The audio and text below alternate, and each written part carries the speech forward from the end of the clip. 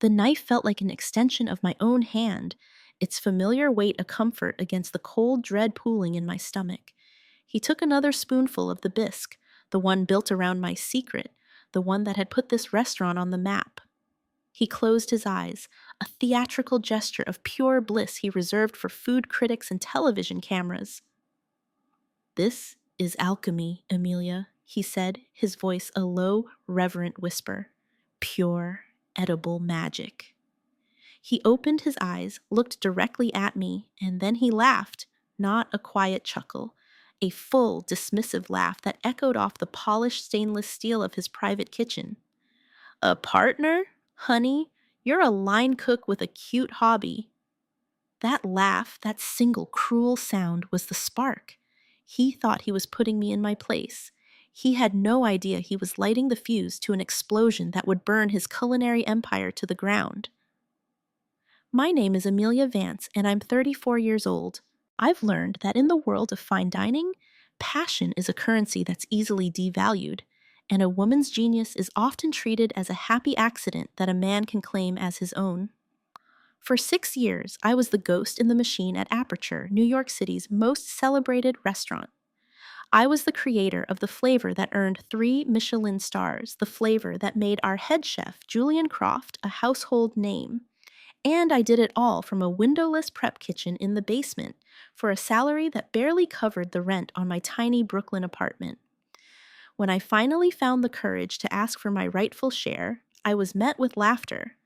But what Julian didn't know, what he couldn't possibly comprehend, was that I didn't just create the magic. I was the magic. And his arrogance was about to teach him the difference between owning a restaurant and owning the soul of it. I never wanted to destroy a man's career. But sometimes, when justice is not on the menu, you have to burn the whole kitchen down and start over. My story doesn't begin in the gleaming, high-pressure kitchens of Manhattan. It starts in the damp, fragrant forests of the Pacific Northwest, with my grandmother's hands stained with earth and berry juice. Nana Ilara wasn't a chef, she was something more elemental. She was a botanist, a forager, a woman who understood the secret language of the woods. While other kids were at summer camp, I was with her, a wicker basket in my small hands, learning to tell the difference between a poisonous false morel and a true one, how to find wild huckleberries by following the flight path of a specific bird, and how to read the rings of a tree like a history book. "Everything has a story, Mia," she would tell me, her voice as soft as moss. "The trick isn't just to find it, but to know how to listen." Our kitchen wasn't a place of fancy techniques. It was a laboratory of preservation and transformation. We'd spend long, sun-drenched afternoons canning peaches, drying herbs that hung from the rafters like rustic chandeliers, and, most importantly, fermenting. She taught me about the invisible world of yeasts and bacteria, how they were not agents of rot, but tiny, tireless chefs who could unlock flavors that heat and spice could never touch. She had jars of all shapes and sizes bubbling away in the dark pantry, sourdough starters that were older than I was, tangy kombuchas, and pungent, spicy kimchi. To me, it was alchemy, just as Julian would later call it. But with my grandmother, it was honest magic, shared freely. When I was 16, Nana Ilara passed away, leaving me her collection of dog-eared books on botany and mycology, and a profound sense of connection to the natural world. It was that connection that led me to the Culinary Institute of America. My parents, both practical accountants, were baffled. "You want to cook for a living?" my dad had asked, picturing me in a hairnet at a greasy diner. But I didn't just want to cook. I wanted to tell stories with food, the way my grandmother had taught me. At the CIA, I was a strange duck. While my peers were obsessed with mastering the perfect French mother sauces or the elaborate art of plating, I spent my free time in the library, poring over old texts about historical food preservation methods and microbial terroir. I excelled in my classes, not because I was the most naturally gifted technician, but because I understood flavor on a deeper, more fundamental level. I knew why things tasted the way they did. After graduation, I did the requisite grind. I worked my way up through a series of good but not great kitchens in New York. I was a prep cook, a line cook, a sous chef. I learned the brutal rhythm of the restaurant world, the long hours, the low pay, the high stress, testosterone-fueled environment where you were only as good as your last service. I learned to be fast, to be clean, to be quiet, and to take the heat, both literal and metaphorical. My big break, or so I thought, came when I landed a job at Le Verre, a small, critically acclaimed French bistro in the West Village run by Chef Antoine Dubois. Chef Dubois was an old-school master, a man who valued substance over style. He didn't care about trends or social media. He cared about technique and ingredients. He noticed my quiet obsession with fermentation, and instead of dismissing it, he was intrigued. He gave me a small corner of the prep kitchen and a modest budget to experiment. It was during that time, on a rare weekend trip back to Oregon, that I found it. I was hiking through one of my grandmother's old foraging spots when I saw a cluster of mushrooms I had never seen before. They were small and deep, inky purple, almost black, growing only on the north side of decaying alder trees. They weren't in any of my grandmother's books. I carefully collected a few specimens and brought them back to my tiny apartment. After weeks of careful research and cross-referencing with mycological societies, I confirmed it was an unclassified and, thankfully, non-poisonous species. I started experimenting using the fermentation techniques Nana Ilara had taught me. I tried brining them, drying them, pickling them, nothing special, but then I tried a multi-stage, temperature-controlled fermentation in a specific saline solution infused with kombu and dried licorice root. The process was painstaking and took nearly 3 months. The result was breathtaking. It wasn't just a new taste, it was a new category of flavor. It had the deep, savory, mouth-filling quality of umami, but with complex notes of dark chocolate, aged balsamic, and something else. Something earthy and ancient, like the smell of a forest floor after a rainstorm. It was a flavor that lingered and evolved on the palate. I called it the Umbra Ferment. I brought a small jar to Chef Dubois. He tasted a tiny drop, his eyes widening. He tasted another. He sat in silence for a full minute before looking at me. "Amelia," he said, his voice filled with a rare awe. "What is this?" I told him, and he just shook his head in wonder. "This is a gift," he said. "Protect it." We began to use it sparingly at Le Verre as a finishing touch on a steak tartare or a deep, resonant base for a consommé. It was our little secret. Regulars started noticing a new depth in our dishes, an unidentifiable but addictive quality. But before we could truly explore its potential, everything changed. Chef Dubois, worn down by the decades-long grind, announced his retirement. He was selling the restaurant. The buyer was Julian Croft. Julian Croft was everything Chef Dubois was not. He was a rising star, a celebrity chef known more for his television appearances and perfectly coiffed hair than for his time behind a stove. He was handsome, charismatic, and had a reputation for being a brilliant marketer. His plan was to gut Le Verre, rebrand it into a sleek, modern temple of gastronomy called Aperture, and shoot for the Michelin stars. He kept a few of us on from the original staff, myself included. In our first all-hands meeting, he gave a speech full of corporate buzzwords and promises of a new era of culinary excellence. He had an intimidating intensity, a way of looking at you that made you feel simultaneously seen and dissected. I was just a sous chef, and I was terrified and thrilled. This was the big leagues. During the renovation, while the main kitchen was being rebuilt, I continued to work on my ferment in my apartment. I knew it was special, and following Chef Dubois' advice, I kept it to myself. When Aperture was ready to open, Julian called me into his new state-of-the-art office. "Dubois told me you were his secret weapon," he said, leaning back in his expensive leather chair. "Said you had a knack for funky stuff." My heart hammered in my chest. I made a split-second decision. This was my chance to prove my worth. I went home and brought him a small, unmarked jar of the Umbra Ferment.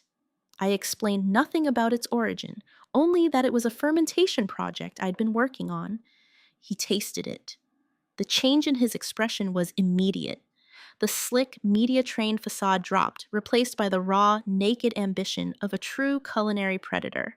He saw, in that single taste, the path to greatness. "What is this?" he asked, the exact same words as Chef Dubois, but his tone was different.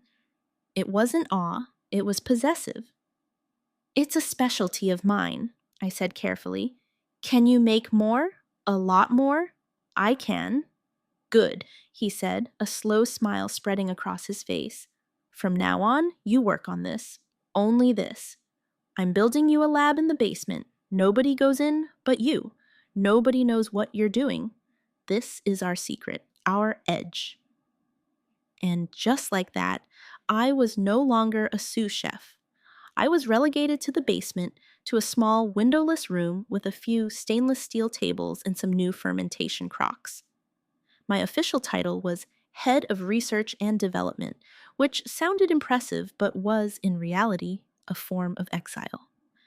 I was excited by the opportunity to focus on my creation, but a small, cold knot of unease began to form in my gut.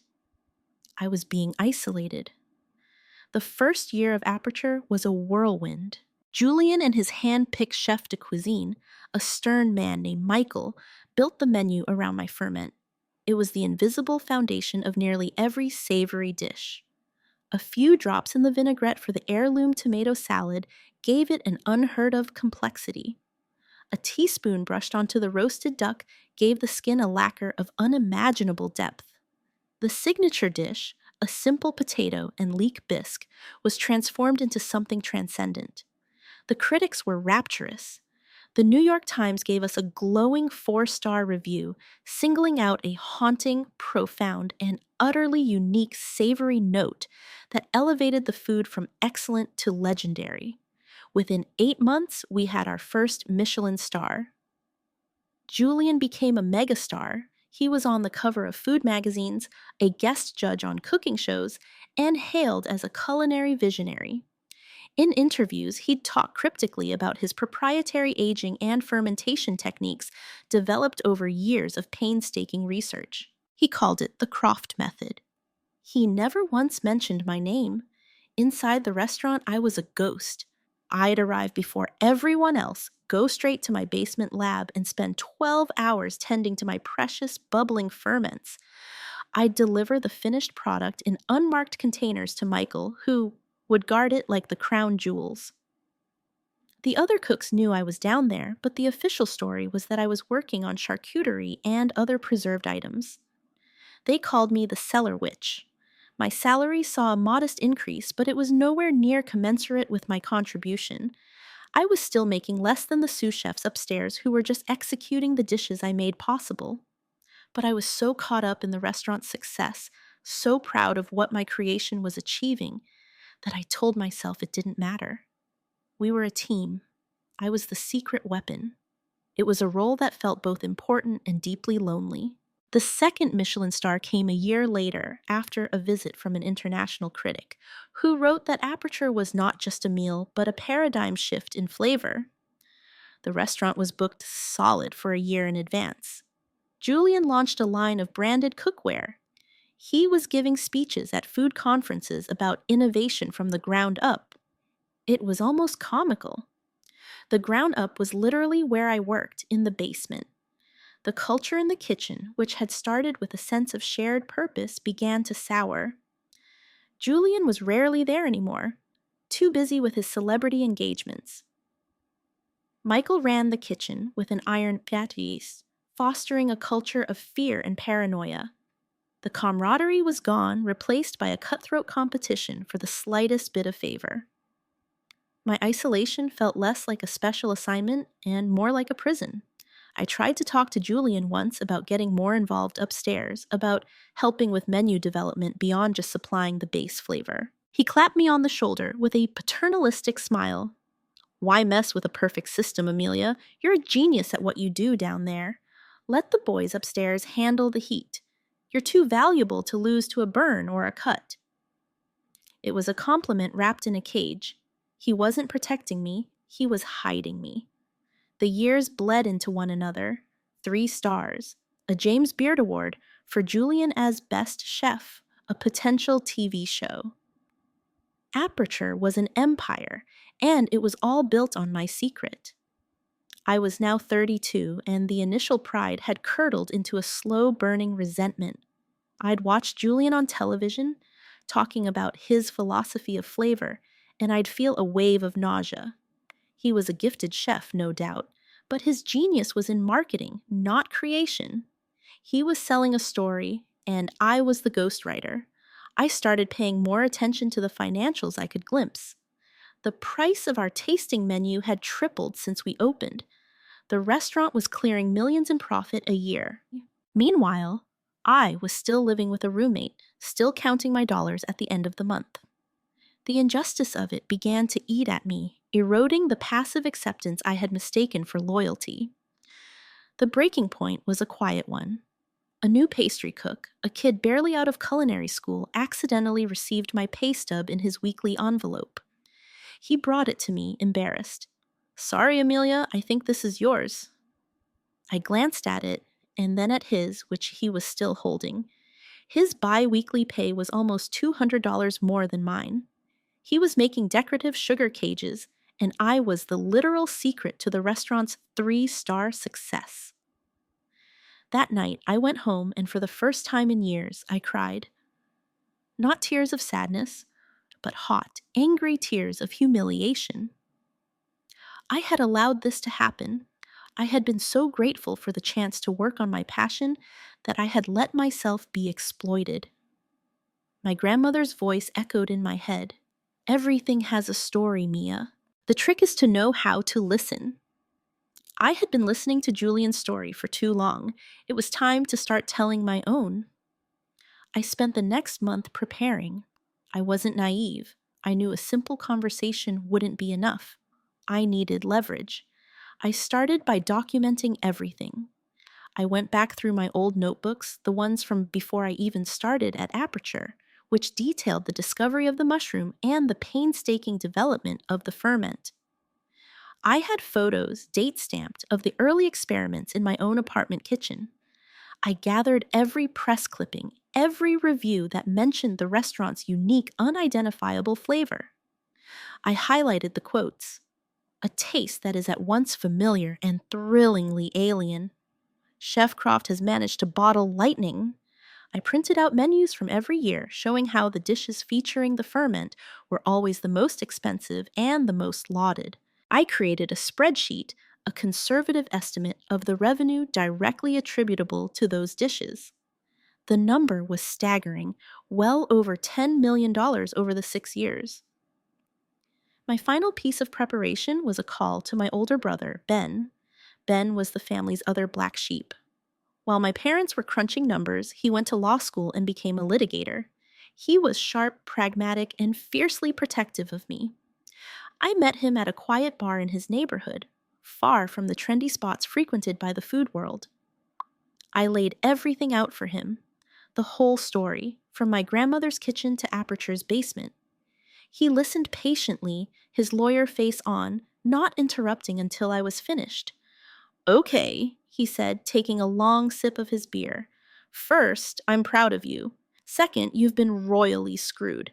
Did you ever sign anything that specifically gives him ownership of this Umbra Ferment?" "No," I said. "I signed the standard employee handbook and a non-disclosure agreement when I was hired, but that was before the ferment was even part of the restaurant. There's no contract that mentions it by name or describes the process." Ben's eyes lit up with a familiar, predatory gleam, the one he got right before a cross-examination. "And you developed the initial process on your own time, with your own resources, using an ingredient you discovered yourself?" "Yes. The lab at Aperture just allowed me to scale it up." He leaned forward. "Mia, this is what's known as a trade secret, a very, very valuable one. And from what you're telling me, it's your trade secret, not his. He gave you the space to work, but the intellectual property, the core knowledge, is yours. He has no legal claim to it. So, what do? I asked, my voice trembling slightly. You go in there and you make your ask, he said, but you don't go in asking for a raise. You go in as the owner of a vital asset that his entire business depends on. You're not an employee asking for a promotion. You're a supplier dictating terms. You ask for a partnership, a real one, with equity and a percentage of the profits, and a title that reflects your contribution, chef de cuisine at least. And if he says no, Ben smiled, a cold, sharp thing. If he says no, then you take your trade secret and you walk, and we watch how long his 3 stars last when his magic flavor disappears. The plan gave me a terrifying sense of clarity. For the first time, I saw my situation not as an injustice I had to endure, but as a negotiation I had the power to win. I scheduled the meeting with Julian, requesting a private conversation in his office. He seemed annoyed by the request, fitting me in between a photo shoot and a flight to LA for a TV appearance. I walked into his office, my portfolio of documentation clutched in my hand like a shield. I was wearing my chef's whites, the same uniform I wore every day in the basement, but I stood taller. I felt different. Amelia, he said, not looking up from his phone, make it quick. I'm on a tight schedule. I took a deep breath. Julian, I need to talk to you about my future at Aperture and about the future of the Umbra Ferment. The use of its real name, the name he never used, made him look up. His eyes narrowed slightly. I laid it all out, calmly and professionally. I walked him through my documentation, the origins, the reviews, the financial impact. I didn't make it emotional. I presented it as a business case. I was a critical asset whose compensation and role were misaligned with my value to the company. He listened, his expression unreadable. When I was finished, I made my ask. I believe my contribution warrants a formal partnership. I'm proposing a 10% equity stake in the restaurant, the title of executive chef, and a salary that reflects that position. I want to be out of the basement and on the line, leading the team that uses my creation. He was silent for a long moment, staring at the file on his desk. He picked up a page, a review from a French magazine, and read a highlighted passage. He put it down. And that's when it happened. He looked at me, and a slow, patronizing smile spread across his face. He leaned back in his chair, and he laughed. It wasn't a nervous laugh. It was a laugh of genuine, incredulous amusement. It was the laugh of a king looking at a peasant who'd just demanded a seat on the throne. A partner? He chuckled, shaking his head. Honey, you're a line cook with a cute hobby. A very talented one, I'll grant you that. But let's not get carried away. The air rushed out of my lungs. The calm professionalism I had so carefully constructed shattered into a million pieces. This isn't a hobby, Julian. This is the foundation of your entire brand. My brand, he corrected, his voice turning sharp and cold, the laughter gone. I built this restaurant. I hired you. I gave you a lab and a salary to do your little experiments. Everything you create in this building, on my time, with my equipment, belongs to me. It says so in your employment contract.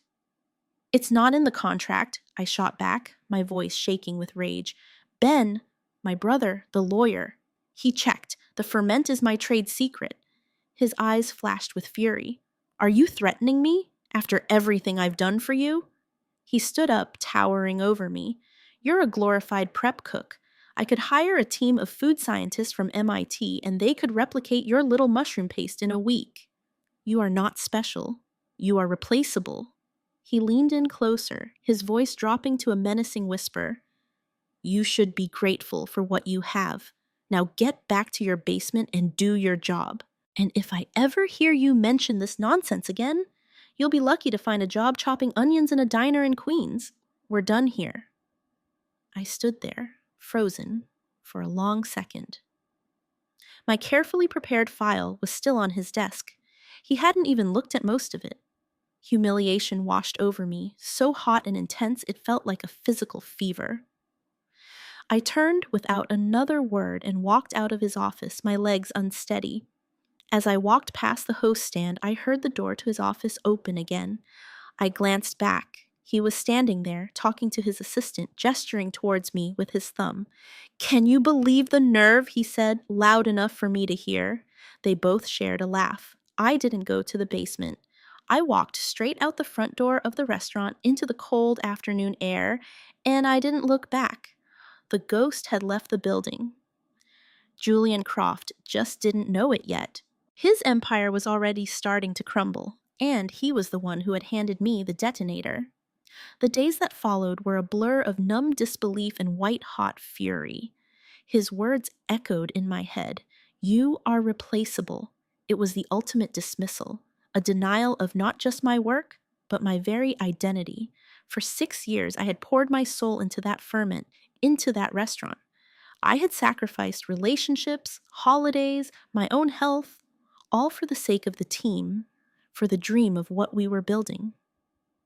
And in the end, I was nothing more than a line cook with a cute hobby. But as the initial shock wore off, something else took its place, a cold, hard resolve. He had made a critical error. He had underestimated me. He had mistaken my quiet dedication for weakness. He thought my power was in the little jars of dark paste I delivered to his kitchen.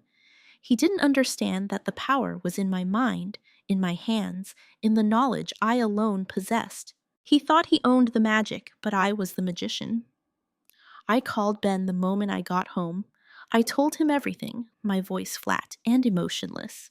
"Good," he said when I finished. "Good?" I asked, incredulous. "He laughed in my face, Ben. He threatened me." "I know. And now we have what we need. He didn't negotiate. He didn't make a counteroffer. He dismissed your claim and threatened you. That's bad faith. It gives you a moral and legal green light to do what needs to be done.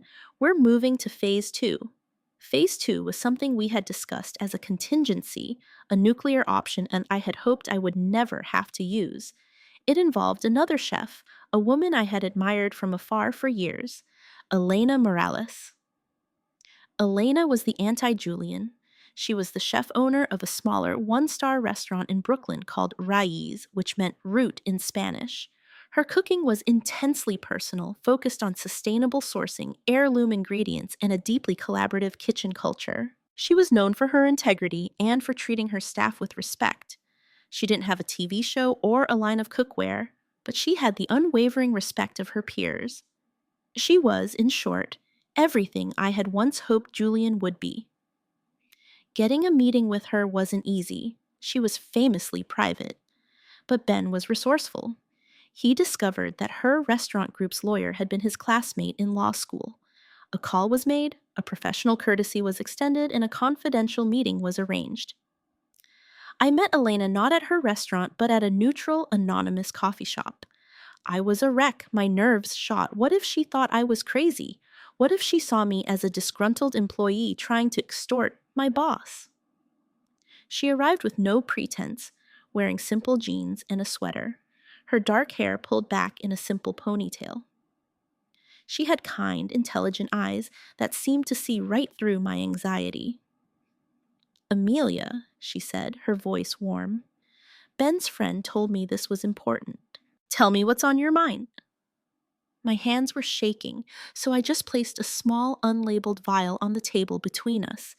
It was the last sample of the Umbra Ferment I had. A tiny bit I always kept at home for my own use. "Taste this," I said. She looked at the vial, then at me. She unscrewed the cap, dipped a clean pinky finger in, and touched it to her tongue. Her professional composure dissolved. Her eyes went wide, a look of pure, unadulterated shock on her face.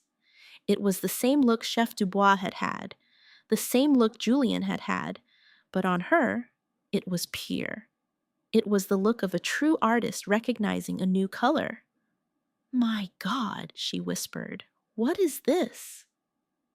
I spent the next hour telling her my story. She listened with an intensity that made me feel, for the first time in years, truly heard.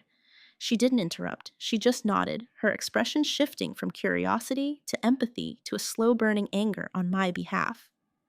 When I finished, she was silent for a moment. "That man," she said, her voice tight, "is a fraud. He's not a chef. He's a brand manager. To take credit for something like this, it's a theft of the soul." She looked at me, her eyes blazing. "I'm opening a new restaurant in the fall, a bigger project, my flagship. I have the investors, the space, everything, except for that one thing, the spark, the thing that makes it unique. This," she said, tapping the vial, "is the spark." She leaned across the table. "I don't want to hire you as an employee, Amelia. I want to partner with you. Co-executive chefs, equal billing, equal say, equal share of the profits. We build the menu, the kitchen, the team together. You bring this," she pointed to the ferment, "and your incredible talent. I bring the infrastructure and the platform. We build something real, something honest." Tears welled in my eyes. It was everything I had asked for from Julian, offered freely and with respect by a woman who had known me for less than an hour. "What about Aperture?" I asked, my voice thick. "What happens when I walk out?" Elena's expression was hard as stone. "A business built on a lie deserves to fail. You owe him nothing. He made his choice when he laughed at you." We spent the next few weeks working with our lawyers, drafting a partnership agreement that was ironclad. It gave our new joint venture exclusive rights to the Umbra Ferment and any future products derived from my work. It was a contract built on mutual respect. Meanwhile, back at Aperture, I was a ghost in my own life. I went to work every day, going through the motions in my basement lab. Julian avoided me, and I avoided him. An unspoken truce of cold silence had settled between us. He thought he had won, that he had put me back in my box. He had no idea I was building a bomb right under his feet. My plan was simple, and Ben helped me refine it for maximum impact. Julian's first cookbook, Aperture, A Philosophy of Flavor, was due to be released in a month. The launch was a massive media event, with a party at the restaurant, live TV interviews, and features in every major publication. The book, of course, was full of recipes built on the Croft method, with Julian waxing poetic about his years of dedication to unlocking these unique flavors. I needed to make sure he had enough of the ferment to get him through the launch party, but not a drop more. I spent my final weeks at Aperture creating one last very large batch. I told Michael, the chef de cuisine, that I had a family emergency and would need to be away for a few weeks, but that this batch was extra concentrated and should last them for at least a month if they were careful. He was annoyed, but he accepted it. He, like Julian, saw me as a functionary, a supplier of a product. My personal life was an inconvenience. On my last day, I cleaned out my lab. I packed my notebooks, my personal tools, and a few small cultures I had kept separate. I left the stainless steel tables gleaming, the fermentation crocks empty and sterilized. I left nothing behind. As I walked out, I took one last look at the windowless room that had been my world for 6 years. It was just a room. The magic was coming with me. The day of Julian's book launch was a rainy Tuesday. The city was buzzing with it. His face was on the cover of a magazine in every newsstand. My stomach was in knots, but it was the thrilling, terrifying feeling of standing at the edge of a diving board, not the sickening dread I had lived with for years. At 4 p.m., exactly 1 hour before the media was set to arrive at Aperture for the launch party, Ben's legal courier delivered a thick envelope to the restaurant, addressed directly to Julian Croft and the board of investors. Simultaneously, Elena Morales' PR firm sent out a press release. My resignation email, short and professional, was sent to Aperture's HR department at 4:01 p.m. I was at Ben's office watching it all unfold on a second monitor. The press release hit the wire first. Acclaimed chef Elena Morales to partner with culinary innovator Amelia Vance on new flagship restaurant, Terra. It went on to describe me as the secret architect of Aperture's signature flavor profile and the sole creator of a proprietary ingredient called the Umbra Ferment, which would now be exclusively featured at our new restaurant. Then the fallout began. A food blogger who had been inside Aperture for a pre-interview tweeted, "Chaos at Aperture. Julian Croft just received some kind of legal letter. Looks pale as a ghost." I could picture the scene perfectly. Julian, in his pristine, custom-tailored chef's jacket, preparing for his moment of ultimate triumph. The cameras are setting up, the champagne is on ice, and then he opens the letter from Ben. The letter was a masterpiece of legal devastation. It formally stated that the Umbra Ferment was my legally protected trade secret. It detailed my sole ownership of the process and the core ingredient. It included copies of my dated notebooks and the signed partnership agreement with Elena, and it concluded with a very clear cease and desist. As of that moment, any use of the Umbra Ferment or any flavor profile derived from it by Aperture constituted willful infringement of my intellectual property and would be met with swift and aggressive legal action. It also noted that we were aware of the cookbook and that its publication, which attributed my trade secret to him, constituted defamation and commercial misappropriation. His entire empire, his book, his reputation, all built on the Croft method, had been legally declared a fraud, and the source of his magic had just announced she was working for his competition.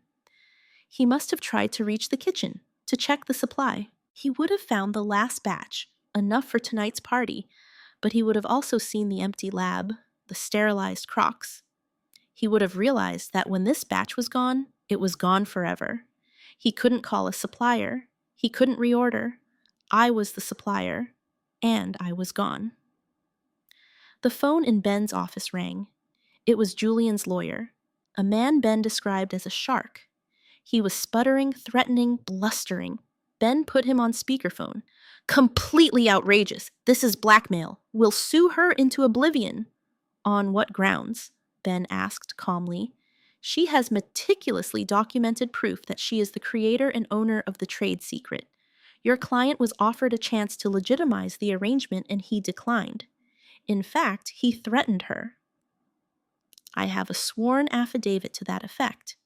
My client simply resigned her position and took her property to a new business partner. It's called free enterprise." There was a pause. "This can be resolved," the lawyer said, his tone shifting from aggressive to pleading. "Julian is prepared to make a generous offer." "The time for offers has passed," Ben said, and the cold finality in his voice made even me shiver. "Your client built a house on land he didn't own. The landowner has come to collect. I suggest you advise him to focus on mitigating the damage from his fraudulent cookbook." Ben hung up. I looked at him, my heart pounding. "It's done." "It's done," he confirmed, breaking into a huge grin. He pulled me into a fierce hug. "He laughed at you, Mia. I hope he's not laughing now." That night, I didn't watch the news or read the blogs. Elena and I went to a quiet, unassuming noodle shop in Queens and shared a meal. We talked about food, about our dreams for our new restaurant, Terra. We talked about everything except Julian Croft. For the first time in 6 years, I felt the pure, unadulterated joy of food again, free from the weight of resentment and secrecy. I was no longer a ghost. I was a creator, a partner, an architect of my own future. The storm was breaking, and I was walking straight into the sunshine. The 6 months that followed were a study in contrasts. For Aperture, it was a slow, public, and brutal collapse. For me, it was the beginning of a vibrant and fulfilling new chapter. The night of the book launch became a legendary fiasco in the New York food scene. Julian, visibly shaken, tried to proceed with the event, but the news had already spread like wildfire among the reporters and food critics in attendance. The questions weren't about his culinary genius, they were about Amelia Vance. They were about the cease and desist letter. His carefully crafted narrative crumbled in real time under the glare of the lights he had so desperately courted. He ended up cutting the event short, mumbling excuses about a personnel issue. The fallout was swift. His publisher, facing a massive lawsuit for printing what was now legally definable as a fraudulent work, pulled the cookbook from shelves. The television network postponed his upcoming show indefinitely. The James Beard Foundation began a quiet inquiry into the circumstances of his award. But the most damaging blow came from the critics and, eventually, from Michelin. Without the Umbra Ferment, the food at Aperture was fine. It was technically proficient, well executed, but the soul was gone. The haunting, profound flavor that had defined it had vanished overnight. Diners who had booked tables months in advance left feeling underwhelmed, confused by the gap between the restaurant's reputation and the reality on the plate. Food bloggers wrote scathing articles about the Emperor's new bisque. Within 3 months, a Michelin inspector made an unannounced visit. The next edition of the guide saw Aperture demoted from 3 stars to 1, a catastrophic, almost unheard of drop. I heard through the grapevine that Julian had become a tyrant in the kitchen, desperately trying to replicate my ferment. He hired food scientists, chemists, but they couldn't succeed. They didn't have the key ingredient, the unclassified mushroom from my grandmother's forest. And even if they had it, they didn't have my process, the one born from generations of knowledge and years of intuition. He was trying to reverse engineer magic with science, and it was impossible. His investors pulled out, his best staff left, and 6 months after I walked out, Aperture closed its doors for renovations. It never reopened. Julian Croft, the celebrity chef, vanished from the public eye. My world, in the meantime, was exploding with light and possibility. Building Terra with Elena was the most challenging and rewarding experience of my life. We weren't just building a restaurant, we were building a culture. Our kitchen was a collaborative, respectful environment.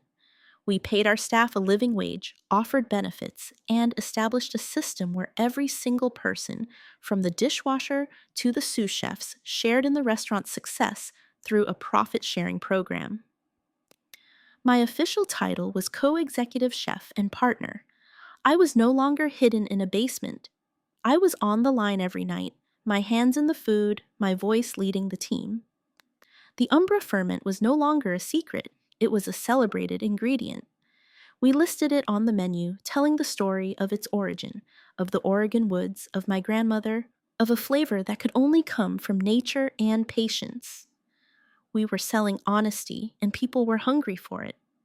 Terra opened to a level of anticipation I could never have imagined. Our story, the story of 2 women chefs, of partnership, of reclaiming a stolen narrative, was as compelling as the food itself, and the food was the best I had ever cooked. With Elena's palate and my ferment, we created dishes that were innovative, beautiful, and deeply soulful. We earned 2 Michelin stars in our first year, a feat that shocked the culinary world. But more important than the accolades was the feeling I got every night, standing in my kitchen, surrounded by a team that respected me, serving food that was unapologetically mine. The financial success was, frankly, life-altering. As a partner, I was finally earning what I was worth. I bought my own apartment in Brooklyn, a sunny place with a big kitchen and a small rooftop garden where I started growing my own herbs. I flew Ben and my parents out for a meal at Terra, and seeing the look of pride on their faces, especially my dad's, was a quiet victory that meant more than any Michelin star. One evening, about a year after Terra opened, I received a letter. It was handwritten on simple stationery, with no return address. The postmark was from a small town in upstate New York. It was from Julian. It wasn't an apology, not really. It was more of a confession. He wrote that losing Aperture had forced him to confront the person he had become. He admitted that the moment he tasted my ferment, he saw it not as a work of art, but as a shortcut to the fame he craved. "I didn't steal your recipe," he wrote. "I stole its story and tried to make it my own, and a story, I've learned, has a way of finding its rightful author." He said he was working in a small bakery, just baking bread. He said it was the first time in 20 years he had felt happy in a kitchen. I read the letter and felt a surprising lack of anger. I didn't feel pity either. I just felt closure. His story was his own now, and it had nothing to do with me. Looking back on this whole journey, the lesson I hold closest is the one my grandmother taught me all those years ago in the forest. My value, my story was always there. I just had to learn how to listen to it myself before I could expect anyone else to. Julian's laughter didn't create my worthlessness. It only revealed the fact that he was incapable of seeing my worth. The difference is everything. My worth wasn't in the jar, it was in the hands that made it. It wasn't a secret ingredient to be exploited, but a gift to be shared on my own terms. I didn't set out to destroy a man or his restaurant. I set out to claim my own space, to have my contribution recognized and valued. The fact that his empire was a house of cards built on my foundation wasn't my fault. I just stopped holding it up for him. If you're listening to this and you feel like a ghost in your own career, a secret weapon hidden in a basement while someone else takes the credit, I want you to remember this. Document your work, know your rights, and understand that your value is not determined by your boss's inability to see it. Sometimes the most powerful thing you can do is to calmly and quietly take your magic somewhere. It will be treated like the treasure it is. Build your own table. You'll be amazed at who comes to sit with you.